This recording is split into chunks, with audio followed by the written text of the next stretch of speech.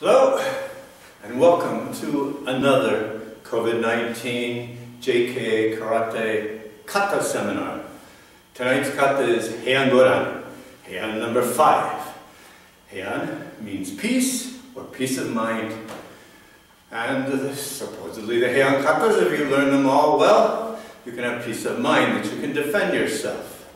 And they were invented by Sensei Itosu, one of the instructors of Sensei Funakoshi, and they're invented specifically to make easier exercises for beginners and school children to learn the art of karate. So, as we always do, before I start the analysis, we'll do the kata together by count.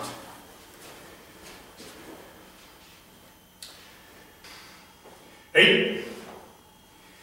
Heian Godan. Yoi. Ich, ni, san. Chi, go, ro. Shich, hats, ku, jo, ich. Hien. Ni, san. Chi, go. Look, shich, hats, ai. Kom, jo, ich, ni, nori.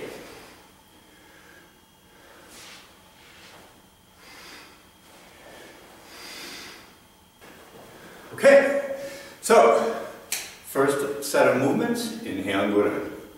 First to the left, uchi-uke, then yakuzuki. Back stance. Then, mizu nagai, no kamae, water flow position. Then again, and to here. Okay, first motion. So, 4 out of 5 of the Heian kata start with the same idea of starting in the back stance. And the important element is that your back foot turns in and your weight drops straight down. The weight cannot transfer to the moving leg. This keeps the weight on the back leg. This is emphasized in 4 of these kata leads you to believe that this was really important to Sensei Itosu to cement in the minds of his students the correct form for a back stance, kokutsudachi. Okay? Weight must be back, same position. Okay? Gyakuzuki from kokutsu. So, important testing point would be to watch for the integrity of the back knee as students do this technique. Okay? It's very important that to deliver the power and the punch that your shoulders must come all the way around to 90 degrees to where you're facing to make this punch effective. Okay, some beginners are a little bit not flexible, and maybe there's something like this, but then the punch is being held back. How do you get it to go out farther? Not by pushing the punch arm, but more pulling on the hikite, or traction arm. That makes the torso twist farther. But beyond that, for upper belts, black belts, since the most important thing is you got to get your body to rotate. So watch my back knee. Okay, for advanced students, you can do a little bit of hip twists. Just a little in back stance. This will cause this knee to move a little bit. And a little bit's okay, as long as you maintain the integrity of this stance. This is something that beginners cannot accomplish, because if that knee moves, their stance will collapse. So you have to test yourself, decide. If you go like this and somebody can push here and collapse your knee, then obviously you're not doing it right. But a little bit of movement for advanced black belts is okay. Next move. So the book says this is kamae, meaning ready, covering. Okay? Same on the other side. But just because, so first thing, if it's kamae, it doesn't necessarily have to have a bunkai, an application. Could mean you're just getting ready for the next opponent here and guarding your midsection from the opponent in this direction. But just because it's kamae doesn't mean it can't have bunkai. So even in the best karate series, they showed from here this one as grabbing the opponent, and they use kiburachi stance and the elbow striking them with kagezuki, hooking punch. Okay, in the ribs. I'm partial to bunkai, that Sensei Mori taught, and it requires no change in the kata movements at all.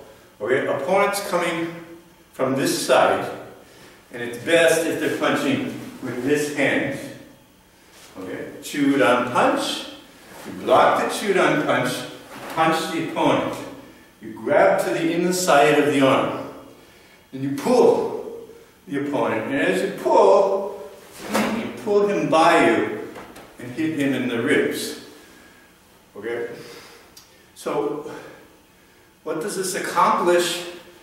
As I stated in other katas, why would you move into the opponent? Well, you're changing your positioning relative to the opponents around you.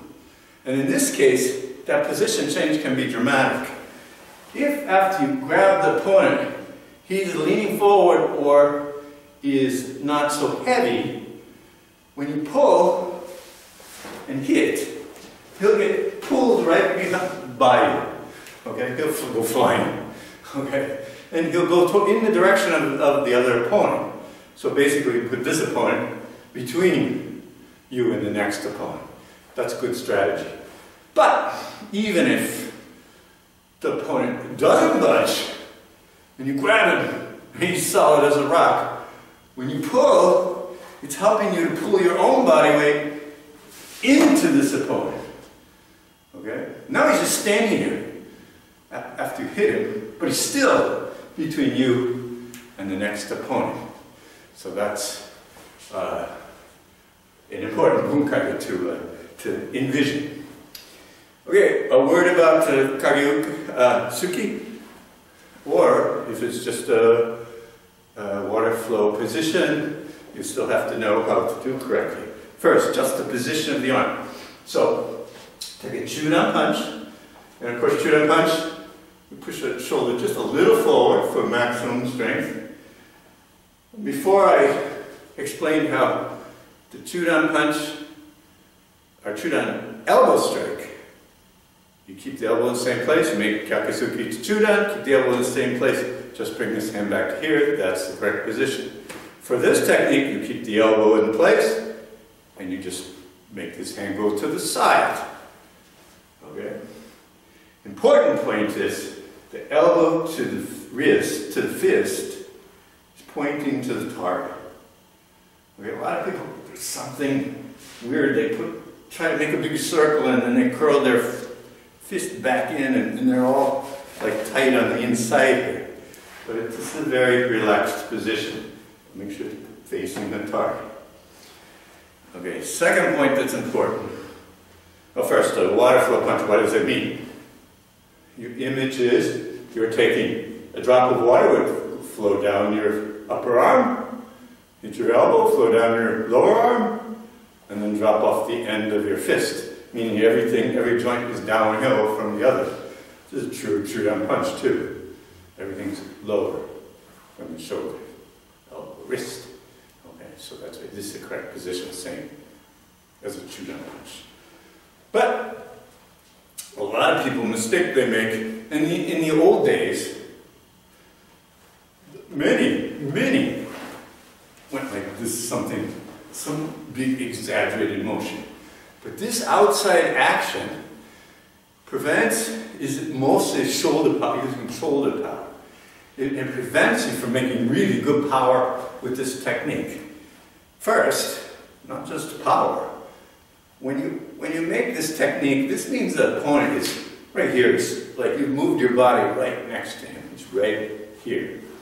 So you want to take the shortest course from here to here. And that means your elbow has to brush your side.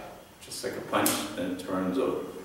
So it makes no sense to go around the block to reach this point from here. No sense at all. So people do this because they don't know how to make focus in their body. So instead of using a shoulder swinging, you've got to use your squeezing, armpit, rear end, stomach, squeezing to make impact. Okay? That's kimi. That's what makes real power. So we avoid movements that are using too much shoulder action because they prevent us from using our body to make kimi. Okay, next movement. We are here. Next, Murote Uke. Okay, Murote Uke, as I explained in Heian Nidan, important points are that in this case, my left hand is already where it should be. My right hand arm comes back to my left hand, and then they go out together. My preference in Murote Uke is to always move your hands together. Of course, beginners and black belts that don't know any better are going to do this in a 1-2 motion.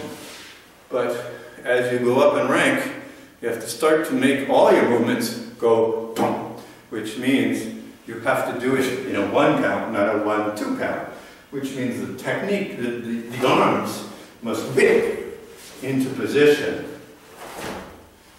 okay, to make a realistic technique. So arms whipping.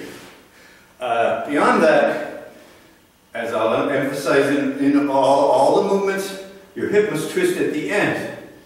So you start with the hip going straight, and then at the end, when you make the outward swing of the arm, that's when the hip start going hip straight. That's when the hip comes in and snaps with the downward, outward motion of the block, not with the in-breath or inward motion of the block. Okay. From here, Murote Uke, then Godan Kosuke. Okay. X block. Kosu means cross block. So we did this in Heian 4. I'll just go over briefly. Important points are, you come up to here, your left elbow, which is effectively doing a Godan Barai, must be against your body. The right shoulder must be down, and the right elbow comes up as far as you can without lifting the shoulder. Find that comfortable position. Okay, I like fists together. Some people cross the fist. Some people twist a little first. I like this, like holding a baseball bat. So it comes from, this block is coming from the armpit, the fist. Then as you go forward, you squeeze the hip close strongly by squeezing the groin muscles. This locks it into place. And the 3 Bunkai I mentioned in Heian 4, they all have to do with front kick coming, in this case. If you're going to block a front direct on, then you have to catch it here on the shin before it starts to go out and starts gaining momentum. Because your arms are smaller than legs, so if you don't, you got to get in there before the kick starts gaining momentum. So you need to be quick. So if you're doing that, you either make X block with a space between the arms so that the shin goes between the arms.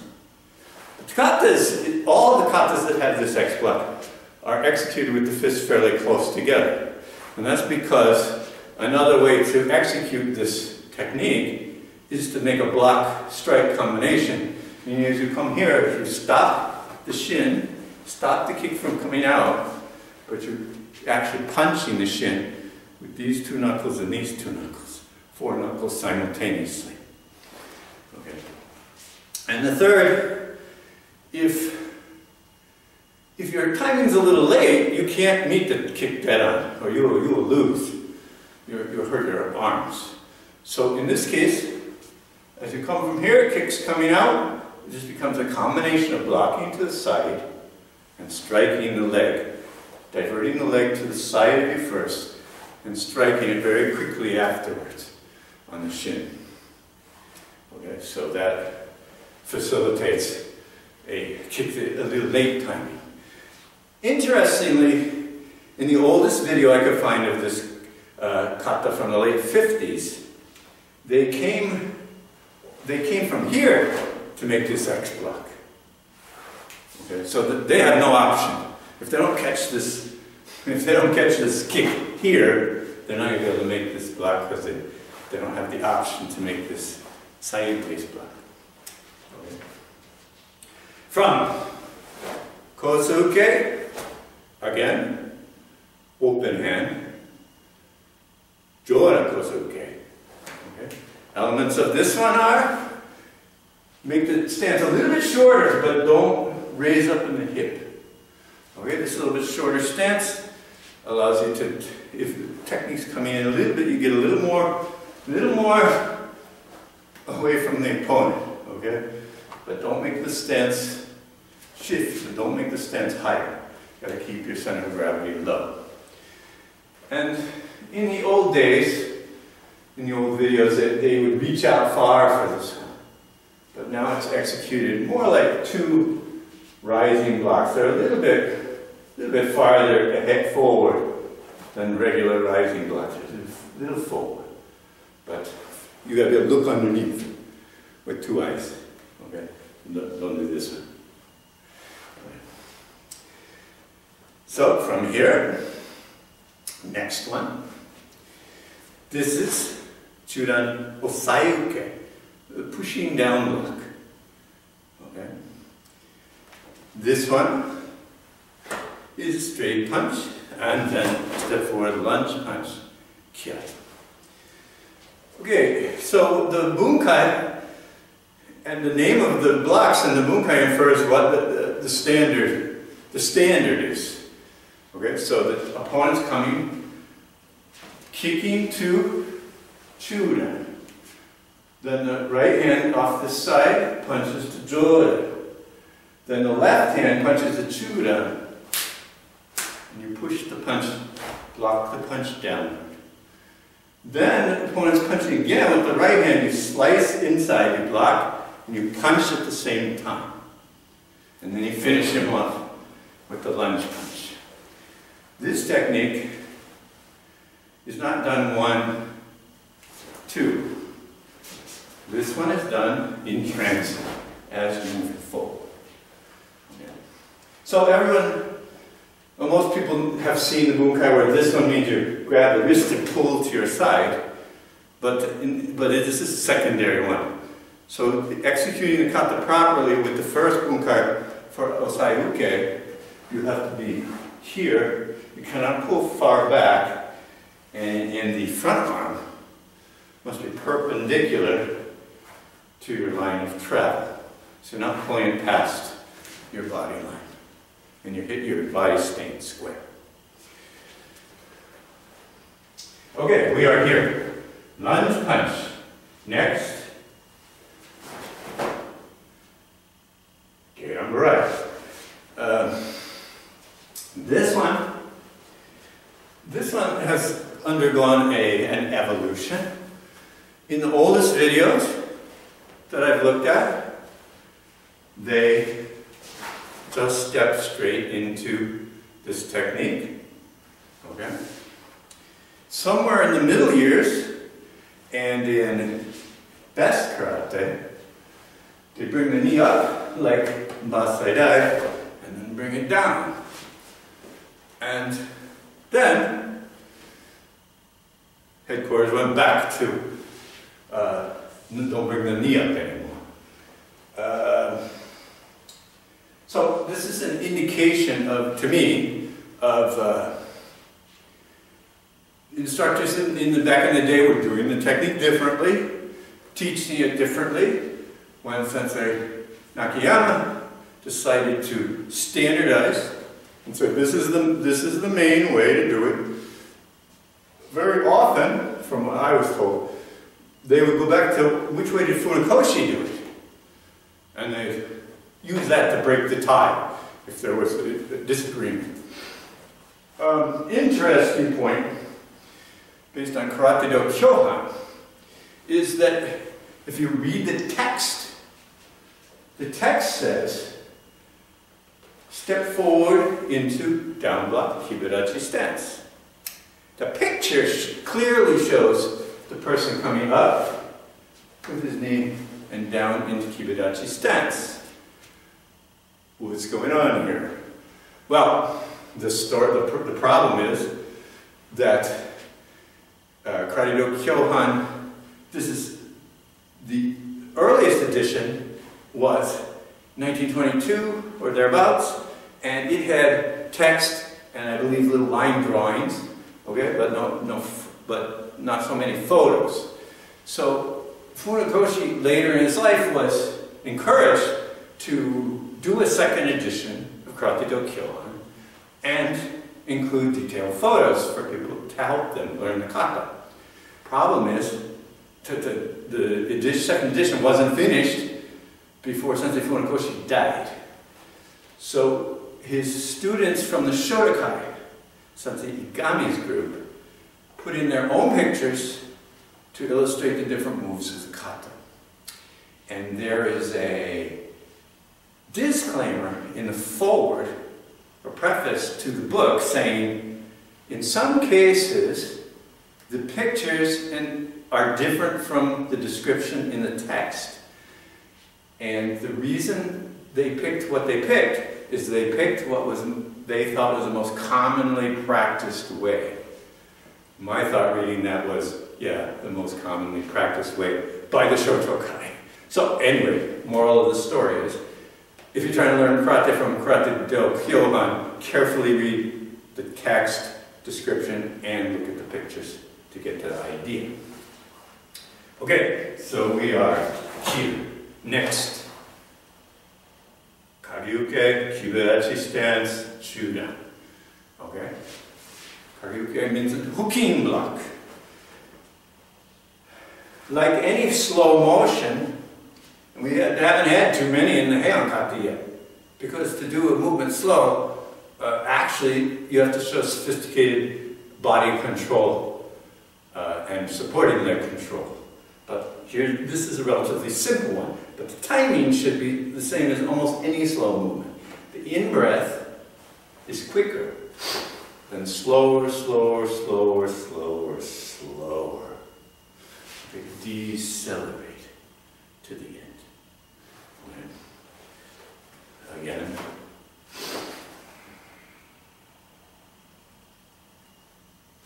Now, many beginners and some black belts treat slow movements as if this is the place you rest in the kata. And the kata becomes very boring and it's obvious they're not paying attention during the slow motions. So make that dynamic breathing and body tension and really slow down at the end. Make it last longer. This is for both dramatic effect, which is the second most important thing, but also to demonstrate your body expansion and contraction.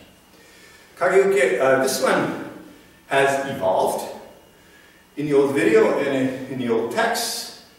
And the way I was originally taught, this was just blocking flat like this. Okay. Then we started to calm down and kind of turned over as we went. And then now the way it's practiced is the wrist turns at the end. Hooking block. Turn at the end. And this is consistent with other techniques that turn at the end. Turn at the end. Turn at the end. Okay? Karyuke. Next, from here, Mikazuki Gary, crescent kick, and Maempi. Okay. An important thing here is beginners are always moving this hand around. Okay, so that makes it difficult. First, if you put it at shoulder level, you're making it hard for yourself to make a good crescent kick. Okay? So it should be chudan. And as you make your techniques, your hand must stay at chudan, and the elbow strike is at chudan. Don't change the level of the hand. So many beginners, they can't kick very high. Neither can I kick very high anymore, but they'll bring this hand down. And now where is it for the elbow strike? So it's all over the place. Important thing about the crescent kick, and you encourage, you yourself practice, encourage your students to, it should come up and go slightly higher than the target, and come down, a little bit down angle, not up at the target, not up, around, okay? So one exercise that you can do is just hold your hand there, and just keep making the kick. Just stand there, keep making the kick, making the kick.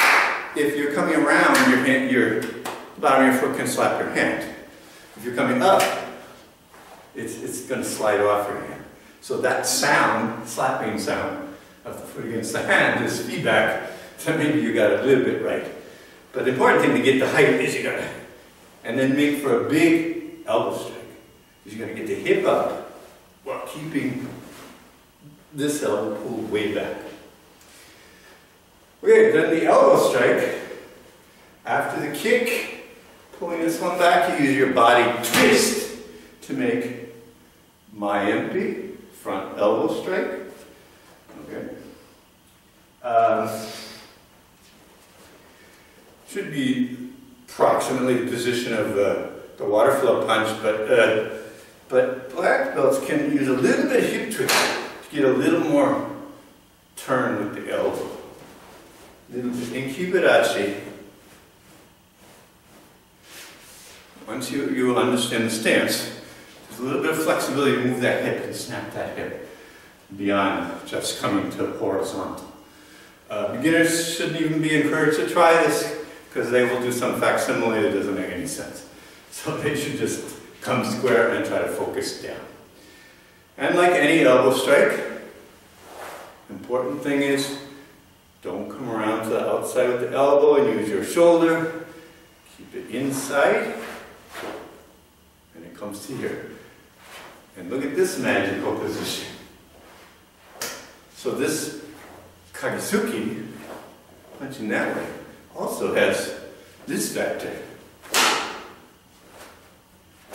The elbow's moving forward and out. It's almost the same technique. Maempi, elbow strike, and Kagesuki almost are exactly the same. Okay? So we're here. Next movement. Morote uke, kosadachi. Okay. Remember I said about morote uke, important thing is the little finger here is right in the nook above the elbow, not on the bone, on the soft part, and the wrist, supporting wrist is straight, and the supporting elbow is locked into your ribs to make your body into one unit. This is a completely different block. Okay, and it's not very common in JKA karate. Other styles use this kind of augmented block more. We're using this kind more. At least for a chudan attack, chudan application. So we used to, where you can see me, we used to turn to kosadachi facing this way, the opponent. But this is another case where in the oldest videos they didn't do that, and Japan isn't doing it anymore. And probably people did it different. So now the right foot stays in the same spot.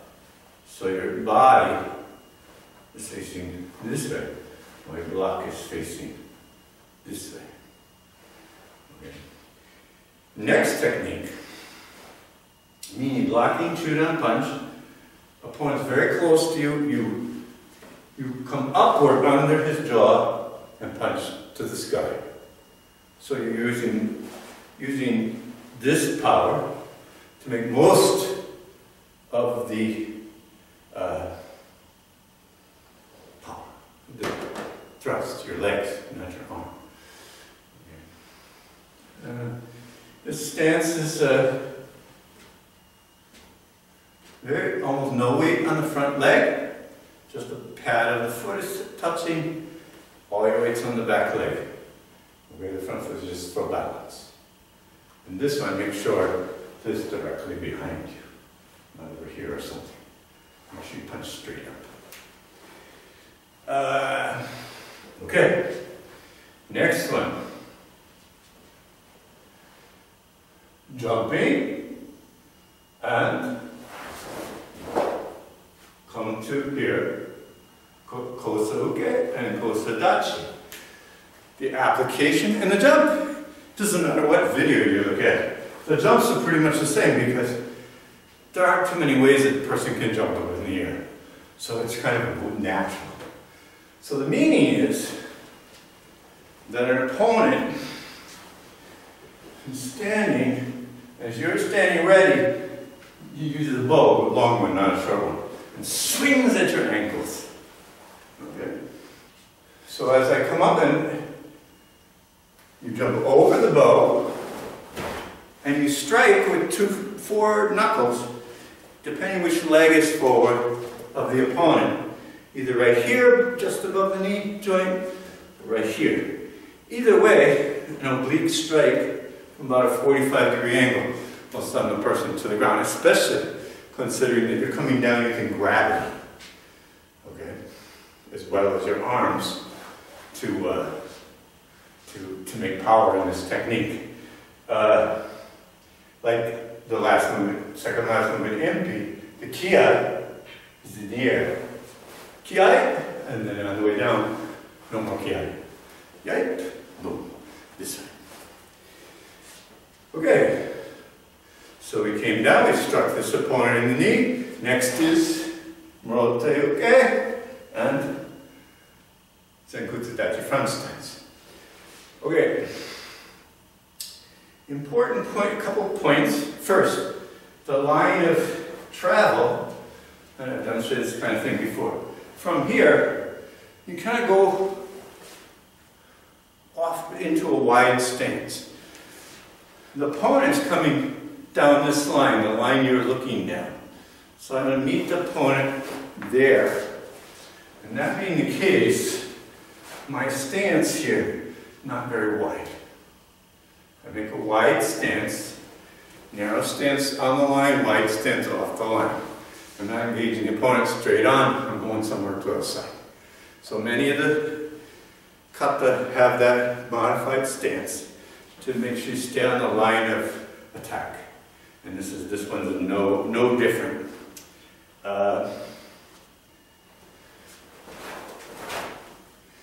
Again, the hand positions from here, you're going to go from here to here. So there's because this arm that's going to block is almost all the way pulled back anyway. And you want to make speed. There shouldn't be any extra back motion on this one. You don't want it 1-2. You just go like that. And you have plenty of arc to make the block. You have 90 degrees of arc with the blocking arm. And the augmenting arm just follows it.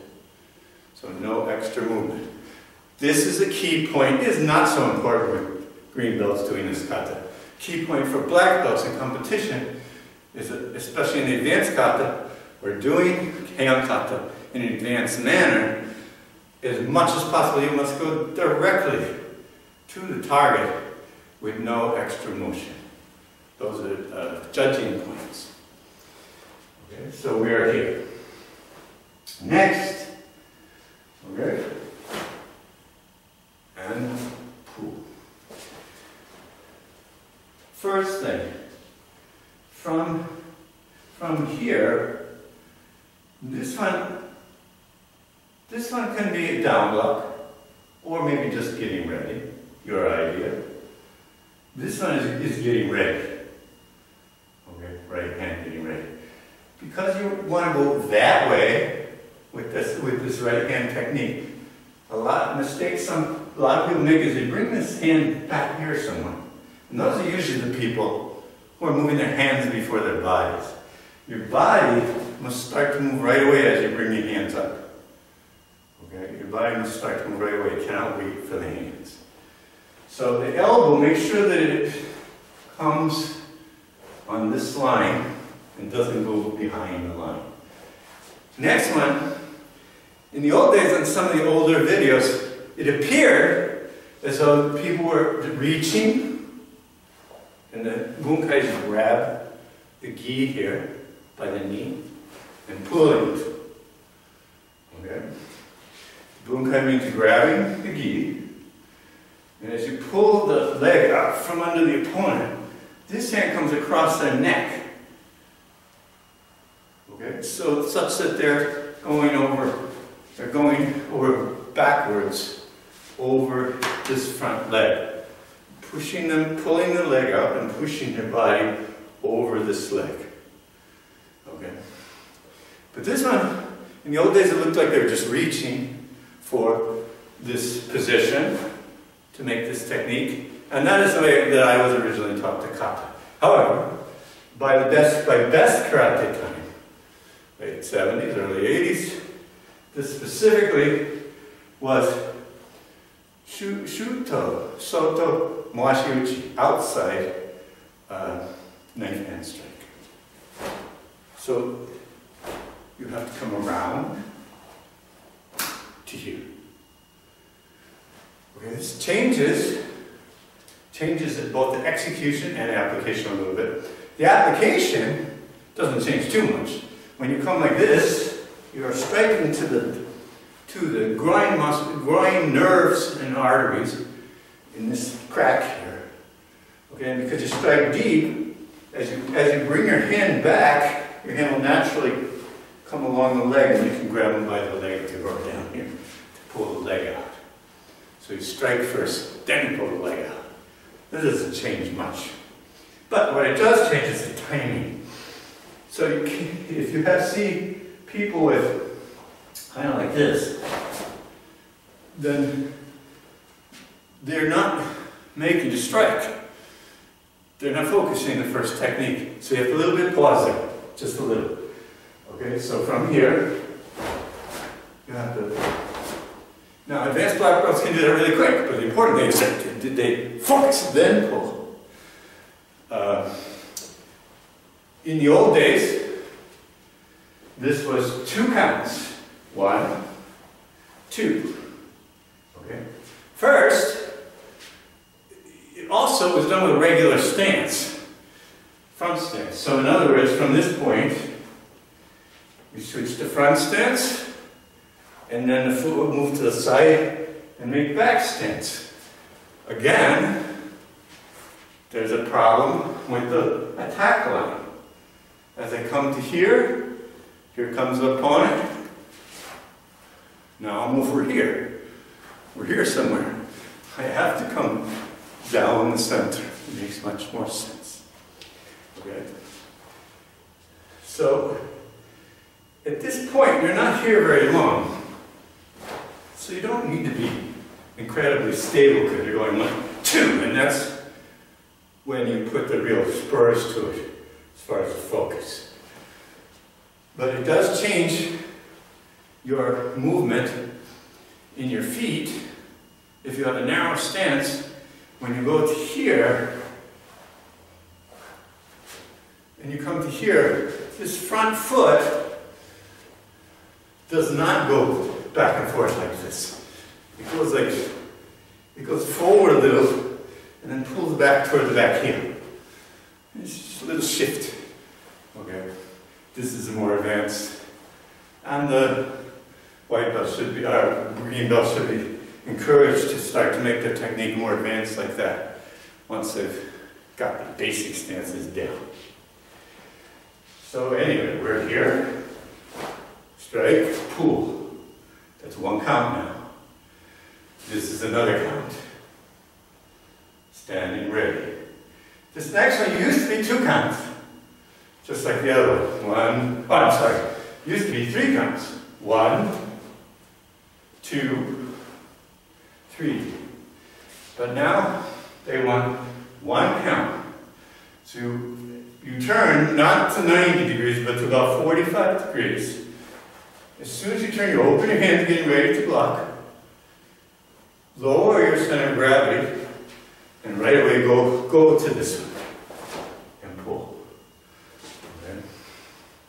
So it's done in one motion. Just turn and go. Okay, so that pretty much wraps up our seminar for Heian 5. Again, the purpose of these seminars is to give black belts, white belts can learn how to pick katas from it, but especially give black belts an idea. Think about the movement. Start to do your movements in an advanced fashion, and don't keep doing them the same way you did them when you were a white belt or a green belt. And this way you mature into advanced technique. So, we'll see you next week, and until then, train hard and train smart. And sayonara.